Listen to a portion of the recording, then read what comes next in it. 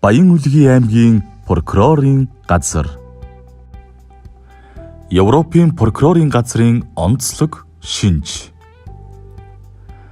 Баян-Үлгийн аймгийн прокурорын газрын зохиомжит дүр прокурор Батна Европын прокурорын газрын онцлог шинжийн талаар нэгж газрынхаа прокурор ажилтнуудад зориулан сургалт явуулж байгаагаар энэхүү контентийг бүтээлээ. Та бүхэндээ энэ өдрийн мэндийг хүргэе. Европын прокурорын газар гэсэн байгууллага байдгийн багтаа гэж та бүхэн гайхаж байгаа бах. Манай зарим нэг прокурор ажилтнууд мэддэг, сонирхдог гэдэгт итгэж байна. Юун төрөнд Европын холбоог авч үзэх хэрэгтэй. Энэ холбоог Европын улс орнуудын улс төр, нийгэм, эдийн засгийн хамтын нийгэмлэг гэж бид бүхэн ойлгодог. Аюулгүй байдал судлалын хүрээлэнгийн цахим сайт дахь геополитикийн шин туйл Европын холбоо гэсэн судалгааны өгүүлэлд гэрээгээр гишүүн улсуудаа үйлчлэх төр эрх зүйн суурь системийг бий болгож дундын нэгдсэн хил, нэг зах зээл, нэгдсэн мөнгөн тэмдэгт хууль эрх зүйн системтэй болсон гэж бичжээ. Түүнээс гадна нэгдсэн төсөв, хөрөнгө оруулалтын сан, гайл, татварын системтэй байдаг. Энд дурдсан салбаруудад хууль бус, гэмт хэргийн шинжтэй үйлдэл, эсвүүлдэггүй ихээхэн гараад байсан нь Европын холбооны нэгдсэн прокурорын газрыг байгуулах болсон үндсэн шалтгааны нэг юм. Тухайлх юм бол Европын холбооны гишүүн орнууд 2018 онд улс орон дамнасан татвараас зайлсхийх гэмт хэргийн улмаас 140 тэрбум еврогийн нэмэгдсэн өртгийн албан татварын орлогыг алдахад хүрсэн гэсэн тооцоог гаргаж байжээ. Түүнээс гадна гишүүн орнууд 2015 онд холбооны хөрөнгө оруулалтын сангийн 638 сая еврог гэмт хэргийн замаар алдсан гэж үздэг байна. За бүгдээрээ Европын холбооны албан ёсны цахим сайтад зочилцгоё. Энэ сайтад Европын холбооны байгууллагууд англи хэл дээр доод хэсэгт бичээстэй байгааг харж байна. Түүнд Европын прокурорын газар гэж алга байна. Энэ нь Европын холбооны байгууллагуудаас ангид хараат бус бие даасан байгууллага болохын илэрхийлэл гэж ойлгож болно. Энэ талаар Европын прокурорын газрын сайтад Европын прокурорын газар нь Европын холбооны бие даасан прокурорын газар юм гэж бичжээ. Эндээс тус прокурорын газар нь бүтээц, тогтолцоо, статусын хувьд Европын парламент, Европын зөвлөл, Европын холбооны зөвлөл, Европын комисс, Европын холбооны шүүх зэрэг байгууллагуудаас ангид, хараат бус бие даасан байгууллага гэдгийг төвөггүй ойлгож болно. Манай прокурорын байгууллага нь улсын их хурал, ерөнхийлөгч, засгийн газар, улсын дээд шүүхээс ангид, бие даасан, хараат бус бүтээц тогтолцоотой байдгийн адил юм. Харин тухайн Европын прокурорын газрын бүтээц тогтолцоо нь төвлөрсөн бус гэсэн хоёр төвшин шатлалаас бүрдэнэ. Европын прокурорын газрын төв нь төвлөрсөн бүтц нь бол төвлөрсөн бус бүтц нь Европын холбооны 22 улс орны төлөөлөгч 114 прокурорууд тэдний ажлын албанаас бүрддэг. Манайхаар улсын ерөнхий прокурорын газар, аймгийн прокурорын газар гэсэн хоёр шатлалтай дүйцүүлж ойлгож болох юм. Европын прокурорын газрын төв нь прокурорын газрын удирдлага, Европын прокуроруудын зөвлөл, байнгын танхим гэсэн бүтэц нэгжтэй. Удирдлага нь ерөнхий прокурор, 2 орлогч нараас, зөвлөл нь нийт гэрээнд нэгдсэн 22 улс орны 22 Европын прокуроруудаас, танхим нь 3-аас доошгүй Европын прокуроруудаас тус бүрддэг. Зөвлөл нь нэг байх бол танхимууд нь хэд байдаг. Одоогоор Европын прокурорын газрын төв байранд прокуроруудаас гадна 217 ажилтнууд ажиллаж байна. Нэгж салбарын хувьд Европын 22 улс орны нэг улсад нь доод тал нь 2-оос доошгүй Европын төлөөлөгч прокурор байх бөгөөд одоогоор 114 төлөөлөгч прокурорууд Европын 22 улс оронд мэргэжлийн эксперт, мэргэжилтэн, туслах, нарийн бичгийн дарга нарын хамт ажиллаж байна. Ерөнхий прокурорыг Европын парламенттай зөвшөлдснөөр Европын зөвлөл томилдог бол бусад Европын прокуроруудыг Европын зөвлөл дангаараа томилдог байна. Төвлөрсөн бүтцийн нэгж Европын прокурорын газар нь төвлөрсөн бус бүтцийн нэгж 22 улс орон бүрийн төлөөлөгч прокуроруудын үйл ажиллагааг хянах, удирдах, бүх шалгаж байгаа эрүүгийн эргүүдэд хяналт тавих бүрэн эрхтэй. Энэ бүрэн эрхээ өөрийн 3 бүтцээрээ дамжуулан хэрэгжүүлнэ. Тухайлбал эдгээр 22 улс орны 114 төлөөлөгч прокуроруудад Европын прокурорын газрын байнгын танхим нь хяналт тавьж ажилтдаг юм. Та бүхэн манай прокурорын байгууллагын онцлогтой ижил байгааг анзаарсан байх. Энэ давч үзсэн тогтолцоог нь шаталсан бүтэц гэж тодорхойлдог байна. Өөрөөр хэлбэл шаталсан бүтцийг шатлан захирах ёс гэсэн нэр томьёогоор зарчмаар илэрхийлдэг бөгөөд энэ зарчим нь Европын холбооны санхүүгийн ашиг сонирхлыг хамгаалах, үйл ажиллагааны тууштай байдлын баталгааг хангахад оршдог гэж үздэг юм. Франц Ихахшизе гэх тэмдэг үгийг доктор Дорж Дэрмийн тольд монголоор шатлан захирах ёс, англиар hierarchical гэсэн үг бөгөөд Оксфорд Мон судар тольд шатлан захирах ёсны гэж буулгасан байна. Харьцуулж судлан авч үзэх юм бол Монгол улсын төрийн албаны тухай хуульд заасан захирагдах ёсыг баримтлах зарчим биш бөгөөд прокурорын тухай хуульд заасан нэгдмэл төвлөрсөн удирдлагатай байх зарчимтай дүйцэх ойлголт юм.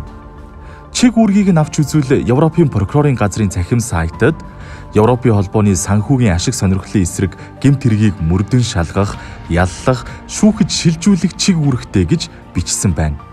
Өөрөөр хэлбэл тус Европын прокурорын газар нь гэрээнд нэгдэн орсон 22 улс орны хэмжээнд нэгдсэн бодлоготойгоор зохион байгуулалт, арга тактиктайгаар авилга, мөнгө угаах, 10 сая евроноос дээш их хэмжээний нэмэгдсэн өртгийн албан татвараас зайлсхийх, завших, албан тушаал, санхүү эдийн засгийн төрлийн гэмт хэрэгтэд тэмцэх бүтэц гэж үзэж болно. Сайтд нь Европын холбооны төсвийн бүх орлого, зарлага, хөрөнгө, түнчлэн холбооны гэрээний дагуу байгуулагдсан организм болох бүх институт, байгууллагуудын төсөв, тэдгээр байгууллага албан тушаалны удирдаж, хяндаг, захиран зарцуулдаг төсвийн эсрэг гэмт хэрэгтэд тэмцэх гэж тодорхойлсноос нь тодорхой харагдана. Эрх зүйн актуудыг авч үзвэл Европын холбооны эрх зүйн хууль тогтоомж, тухайн 22 улс орны үндэсний эрх зүйн хууль тогтоомж, Европын прокурорын газрын өөрсдийн батлан гаргасан 4 журам эрх зүйн актууд гэж 3 ангилагддаг байна.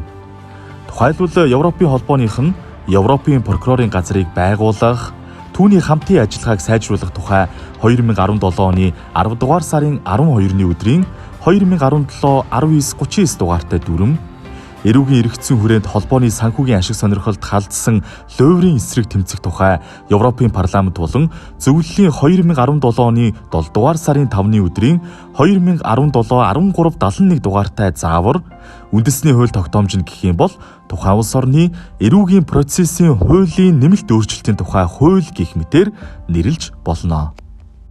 Харин Европын прокурорын газрын зөвлөлөөс Европын прокурорын газрын үйл ажиллагааны дүрм, байнгын танхим шийдвэр, байнгын танхимын процесс, чиг үүрэг, журмын тухай шийдвэр, зарим удирдамж, тухайлбал мөрдөн шалгах ажиллагааны удирдамж, анхан шатны шийдвэрийг хянах эрх зүйн хүрээнд эрүүгийн хэргийг хянах, эрүүгийн бодлогыг хэрэгжүүлэх удирдамж, эрүүгийн хэргийг шүүхэд шилжүүлэх болон хялбаршуулсан журмын удирдамж зэргийг дурдж болно.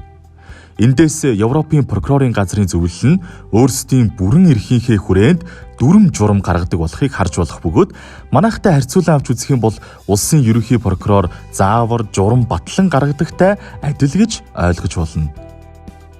Энэ удаагийн сургалтын эцэст нь тус Европын прокурорын газрын 2022 оны тайлангаас нь зарим тоон мэдээллийг товч дурдъя. Тухайн байгууллагын өөрийнх нь сайт тавьснаар 2022 онд 3318 гэмт хэргийн талаарх гомдол мэдээллийг хүлээн авч шалган, түүний 865-д нь мөрдөн байцаалтын хэрэг нээж, мөрдөн шалгах ажиллагааг явуулсан байна. Тухайн ондоо мөрдөн байцаалтын нийтдээ 1117 хэрэгт мөрдөн шалгах ажиллагаа явуулж, хохирол нь 14.1 тэрбум евро хүрсэн байна. Мөрдөн байцаалтын явцад 359 сая еврогийн хөрөнгийг зарцаах буюу хураан авах шийдвэр гаргасан нь тус байгууллагын 2022 оны төсвөөс 7 дахин их үнийн дүнтэй байжээ.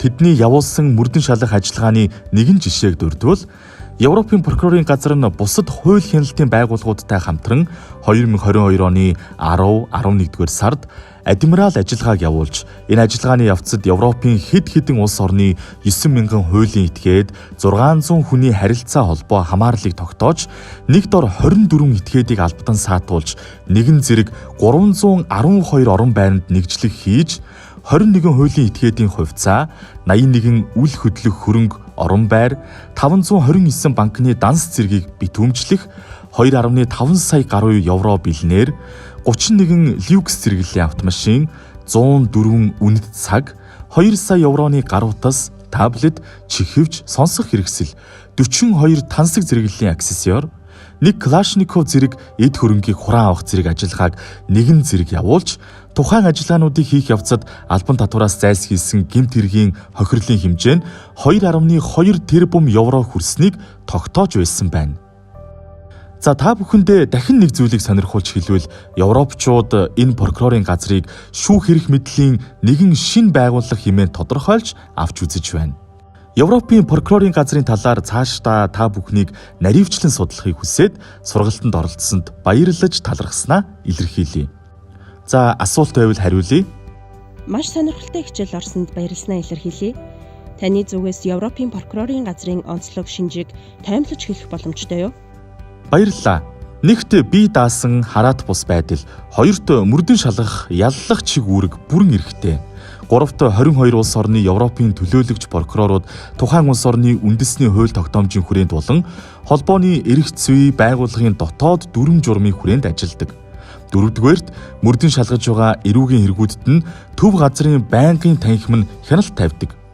5 дугаарт шатлан захирах ёсны бүтэц зарчим үйлчилдэг. 6 дугаарт Европын холбооны санхүүгийн ашиг сонирхлын эсрэг хэд хэдэн төрлийн гэмт хэргийг тухайлбал авилга, албан тушаал, мөнгө угаах, эд хөрөнгө завших, ашиглан шамшигдуулах, татвараас зайлсхийх гэх мэт хэрэгүүдийг харьяалан шалгадаг, эдгээр төрлийн гэмт хэрэгтэд тэмцдэг. 7 дугаарт Европын прокурорын газар нь өөрөө дүрм журам гаргах бүрэн эрхтэй. 8 дугаарт Европын холбооны эрүүгийн хэргийн шүүх байхгүй учраас мөрдөн шалгасан эрүүгийн хэрэгээ тухайн улс орны үндэсний шүүхтэн шилжүүлдэг. Тухайлбал Франц улсад гэхэд л Парис хотын шүүхэл шүүн таслах ажиллагаатай байдаг байна. За ингээд анхаарал хандуулсанд баярлалаа.